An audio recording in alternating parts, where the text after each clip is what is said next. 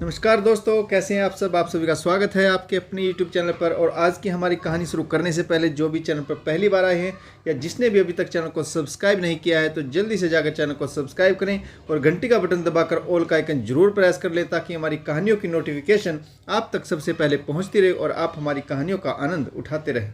तो दोस्तों, अगर आपको हमारी कहानियाँ अच्छी लगती हैं, लाइक शेयर और कमेंट्स करना ना भूलें ताकि हमारा भी हौसला बढ़ता रहे और हम आपके लिए ऐसी ही नई नई कहानियाँ लेकर आते रहें। तो चलिए शुरू करते हैं आज की एक और बेहतरीन कहानी। टेलीफोन की घंटी से सुकुमार का ध्यान भंग हुआ। रिसीवर उठाकर उन्होंने कहा, हेलो पिताजी, मैं शुभम बोल रहा हूँ। उधर से आवाज़ आई, हाँ बेटा बोलो, कैसे हो? बच्चे कैसे हैं? रश्मि कैसी? एक सांस में सुकुमार ने कई प्रश्न कर डाले। बाबूजी, हम सब ठीक हैं। आपकी तबीयत कैसी? ठीक ही है बेटा। अब इस उम्र में तबीयत का क्या है, कुछ ना कुछ लगा ही रहता है। अब तो जिंदगी दवा के सहारे चल रही बेटा। बहुत दिन बाद आज मेरी याद आई। बाबूजी क्या करूं, इतनी व्यवस्था हो गई कि समय ही नहीं मिल पाता। रोज़ ही सोचता हूं फ़ोन करूं परंतु किसी न किसी का काम में व्यस्तता हो जाती। सच कह रहे हो बेटा, जैसे जैसे तुम्हारी पदोन्नति होगी जिम्मेदारियां भी बढ़ेगी और व्यस्तता भी। बाबूजी आपसे एक बात करना चाहता हूँ, बुरा तो नहीं मानोगे? कहो ना बेटा, बुरा मानने की क्या बात है। मैं सोच रहा था माँ के चले जाने के बाद आप बिल्कुल अकेले हो गए। आपकी तबीयत भी ठीक नहीं रहती। हम लोग भी आपसे मिलने कभी कभार ही कोलकाता आ पाते हैं। यदि आप ठीक समझें तो कोलकाता का मकान बेचकर आप भी अमेरिका चले आएं। यहाँ गुड़िया और राज के साथ आपका समय भी कट जाएगा और हम लोग भी आपकी ओर से निश्चिंत हो सकेंगे। शुभम का प्रस्ताव सुकुमार को ठीक ही लगा।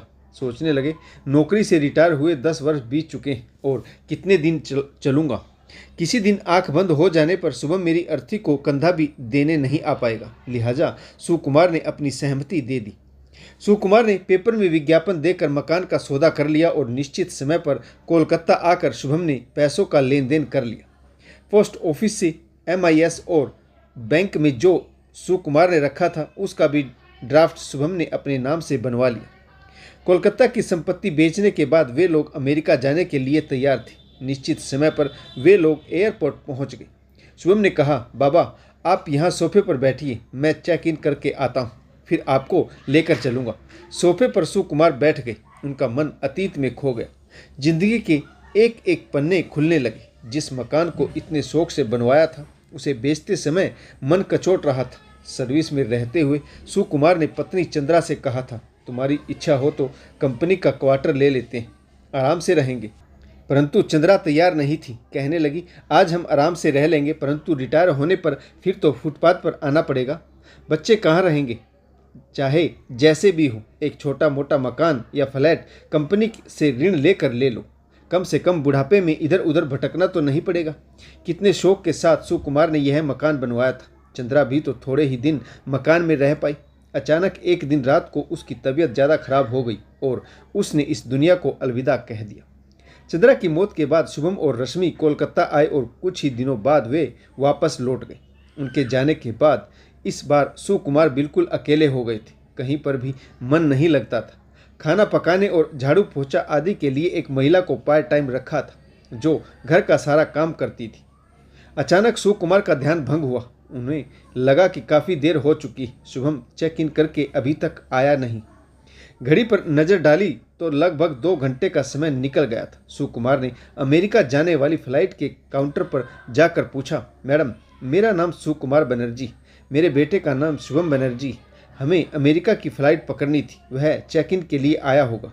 काउंटर पर कार्यरत महिला ने यात्रियों की लिस्ट देखकर बताया, जी हाँ, शुभम बनर्जी नाम के यात्री ने चेक इन किया था। अमेरिका की फ़्लाइट निकले हुए 1 घंटे से अधिक हो गया है। परंतु मैडम, उसी फ्लाइट से तो मुझे भी अमेरिका जाना था। ऐसा कैसे हो सकता है कि मुझे बिना लिए ही फ़्लाइट चली गई? अंकल जी, जितने भी यात्री उस फ्लाइट में जाने वाले थे सभी गए, कोई यात्री छूटा नहीं, अन्यथा हमारी ओर से घोषणा जरूर की जाती। महिला ने कहा, तो क्या मुझे बिना लिए ही शुभम अमेरिका चला गया? इसका मतलब तो यह हुआ कि उसने मेरा टिकट लिया ही नहीं था। यह कैसी जालसाजी थी? सुकुमार के पैरों तले मानो जमीन ही खिसक गई। वह सिर पकड़कर सोफे पर बैठ गए। सोचने लगे, शुभम क्या इतना निष्ठुर हो सकता है, जिसको पढ़ने लिखने में हमने अपने जीवन के सुनहरे दिन निछोवर कर दिए। हर तरह की कटौती करके शुभम की पढ़ाई लिखाई में कोई भी कमी हमने नहीं आने दी। वह मुझे बेसहारा छोड़कर धोखा दे गया। नाती रिश्तेदारों ने तो कहा था, जब सामर्थ्य नहीं है तो क्यों विदेश भेज रहे हो? क्या अपने देश में पढ़ाई नहीं होती? यहाँ पढ़कर क्या बच्चे नौकरी नहीं करते? अरे जितनी चादर हो उतने ही पैर पसारने चाहिए। सुकुमार सोचने लगे कि चाहे जैसे भी हो शुभम को बाहर भेजना ही। कुछ सरकारी छात्रवृत्ति, कुछ पीएफ से ऋण और कुछ अन्य स्रोतों से व्यवस्था करके आखिर में वे शुभम को विदेश भेजने में कामयाब हो गए। कैलिफोर्निया यूनिवर्सिटी में भी शुभम को एकेडमिक कैरियर उज्जवल रहा, जिससे वहीं पर उसे जॉब भी मिल गई और वह अपना ध्यान वहीं लगाने लगा। सिक्योरिटी कर्मचारी की आवाज़ सुनकर सुकुमार का ध्यान टूटा। वह पूछने लगा, सर आपको कहाँ जाना है? मैं देख रहा हूँ काफ़ी समय से आप यहाँ बैठे हुए। बेटा मैं कहाँ जाऊँगा, यह तो मैं भी नहीं जानता। मुझे बेटे के साथ अमेरिका जाना था, परंतु वह तो मुझे छोड़कर चला गया। अब तकदीर मुझे जहाँ ले जाएगी वहीं जाना पड़ेगा। इतना कहकर सुकुमार खड़े हो गए और सोचने लगे, इस मुसीबत की घड़ी में किसके पास जाऊँ? कौन मुझे सहारा देगा? उन्होंने दिमाग पर काफ़ी जोर दिया, परंतु कुछ भी सूझ नहीं रहा था। चहलकदमी करते हुए वे एयरपोर्ट से बाहर निकल गए और बस पकड़ने के लिए आगे बढ़ गए। अचानक उनके मन में बचपन के दोस्त दीपंकर की याद आई। दोनों साथ साथ स्कूल व कॉलेज में पढ़ते थे और उनका आपस में पारिवारिक संबंध भी था। वे सोचने लगे, क्या दीपंकर मेरी मदद करेगा? क्या उसने मुझे माफ़ कर दिया होगा? उसने अपनी इकलौती बेटी की शादी का प्रस्ताव मेरे सामने रखा था, परंतु उसी समय शुभम विदेश जाने की तैयारी कर रहा था, इसीलिए यह प्रस्ताव उसे स्वीकार नहीं था और हमने इतनी जल्दी में शादी करने से मना कर दिया था। फिर भी दीपंकर के अलावा उसे कोई और नहीं सूझ रहा था। सोचा चलकर देखने में हर्ज ही क्या है, हो सकता है अब तक उसने माफ़ कर दिया हो। एक बार दीपंकर के घर चलता हूँ, फिर जैसा होगा देखा जाएगा। यह सोचते हुए वे दीपंकर के घर की ओर चल दी। थोड़ी ही देर पश्चात दीपंकर के घर वे पहुंच गए और दरवाजे पर लगी कॉल बेल का स्विच दबा दिया। कॉल बेल की आवाज़ सुनकर दीपंकर की नौकरानी काजल ने दरवाज़ा खोला और पूछा, किससे मिलना है? दीपंकर है घर में? जी हाँ, बाबूजी तो हैं घर में, पर आप कौन हैं? उनसे कहो कि उनका दोस्त सुकुमार बनर्जी आया है। काजल ने जाकर दीपंकर से कहा, कोई सुकुमार बनर्जी नामक सज्जन आपसे मिलना चाहते हैं। उन्होंने आपको अपना मित्र बताया है। सुकुमार बनर्जी का नाम सुनते ही दीपंकर ने कहा, उन्हें आदर सहित बुलाकर सोफे पर बैठाओ। जैसे ही दीपंकर ने ड्राइंग रूम में प्रवेश किया, सुकुमार के धैर्य का बांध टूट गया और वह फूट फूट कर रोने लगे। आंखों से अविरल अश्रुधारा बह रही थी। जबान नहीं खुल रही थी। उनका मन अपने बचपन के साथी के सामने जी भर कर रो लेने को कह रहा था। दीपंकर ने पास जाकर सुकुमार के कंधे पर हाथ रखते हुए पूछा, सुकुमार क्या बात है? इस तरह जोर जोर से रोए जा रहे हो, यह क्या हालत बना रखी है? सुकुमार की घिघी बंद गई। जबान से एक शब्द भी नहीं निकल रहा था। दीपंकर ने पानी का गिलास पकड़ाते हुए कहा, लो पहले थोड़ा जल पियो, शांत हो। अब तुम मेरे पास हो, अपनी जिगरी दोस्त के पास। सुकुमार ने पानी का गिलास लेकर एक ही सांस में पूरा गिलास खाली कर दिया। उन्हें लगा कि उनका तन मन शीतल हो रहा है, तनाव भी धीरे धीरे कम हो रहा है और उन्होंने एक गहरी सांस ली और बोल उठे, यार मैं क्या बताऊं तुझे, इस उम्र में आकर मैं अपनों के द्वारा ही चला गया। मैंने कभी सपने में भी नहीं सोचा था कि मुझे इस प्रकार का दिन देखना पड़ेगा, जहाँ चारों तरफ सिर्फ अंधकार ही अंधकार है। मैं कुछ समझा नहीं। कुछ खुलकर भी बताओगे या इसी प्रकार सिर्फ पहेलियाँ ही बुझाते रहोगे? इसके बाद सुकुमार ने सारी घटना दीपंकर के सामने बयां कर दी। दीपंकर ने गहरी सांस लेते हुए सुकुमार की एक एक बात बड़े ध्यान से सुनी। अब सुकुमार ने इस हालत में पहुंचने का कारण स्पष्ट हो चुका था। दीपंकर कहने लगे, यह कैसी विडंबना है, जिस पिता ने अपने बेटे को पढ़ाने और एक अच्छा मनुष्य बनाने के लिए अपना सब कुछ दांव पर लगा दिया हो, उसके साथ ऐसा धोखा। उसको उच्च शिक्षा दिलाने के लिए अपनों से भी जिसने संबंध खराब कर लिए, उसे ऐसा करते हुए जरा भी शर्म नहीं आई?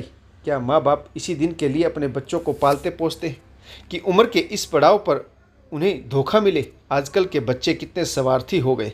माँ बाप अपने 4 बच्चों को पाल पोस कर पढ़ा लिखा कर कामयाब बनाते हैं, परंतु 4 बच्चे एक माँ बाप की देखभाल नहीं कर सकते। जब उन्हें सहारे की जरूरत होती है तो बच्चे उनके साथ इस तरह का सलूक करते हैं। दीपंकर का मन गलानी से भर गया। सोचने लगे, इससे अच्छी तो लड़कियां होती जो पराए घर जाकर भी जीवन भर माँ बाप के सुख दुख को बांटने की कोशिश करती। उन्हें अपनी बेटी देवयानी की याद आ गई। दूर रहते हुए भी बाबा का हालचाल पूछे बगैर सोती नहीं। फ़ोन पर ही 1000 हिदायतें देती रहती। बाबा, नाश्ता व भोजन समय पर कर लेना, दवा समय समय पर लेते रहना, सुबह शाम पार्क में टहलना जरूर, सेहत का ध्यान रखना, खाली समय का उपयोग पुस्तकें पढ़कर टीवी देखकर करना, आजकल क्रिकेट का मैच भी हो रहा है उसे देखना, आदि आदि। सुकुमार कहने लगे, दीपांकर अब मैं क्या करूं, कहाँ जाऊं, कुछ समझ में नहीं आ रहा। बेहतर हो मुझे किसी वृद्धा आश्रम में भेज दो। क्या कह रहे हो सुकुमार? मेरे रहते हुए वृद्धा आश्रम में जाने की जरूरत नहीं, यहाँ मैं भी अकेला रहता हूँ। शादी के बाद देवयानी के पूना चले जाने से मैं भी तो अकेला हो गया हूँ। मेरी मदद करने के लिए काजल है जो 24 घंटे मेरा सुख दुख का ध्यान रखती है। अच्छा है तुम आ गए हो, अब हम दोनों का समय आराम से कट जाएगा। पुरानी बातें हमें जीवन जीने की प्रेरणा देगी। मुझे उम्मीद है तुम ना नहीं करोगे। सुकुमार का सिर कृतज्ञता से झुक गया। उन्हें लगा कि आकाश के गहन अंधकार में आशा की एक किरण दिखाई दे रही। तो दोस्तों, आपको यह छोटी सी कहानी कैसी लगी कमेंट्स करके जरूर बताइएगा। इस कहानी में किस पात्र की भूमिका अच्छी रही और इस कहानी से आपको क्या सीख मिली, यह भी कमेंट्स करके जरूर बताइएगा। आशा करता हूँ कहानी आपको जरूर पसंद आई होगी। तो कहानी पढ़ने के लिए आप सभी का बहुत बहुत धन्यवाद। जय हिंद, वंदे मातरम, भारत माता की जय। जय जवान और जय किसान।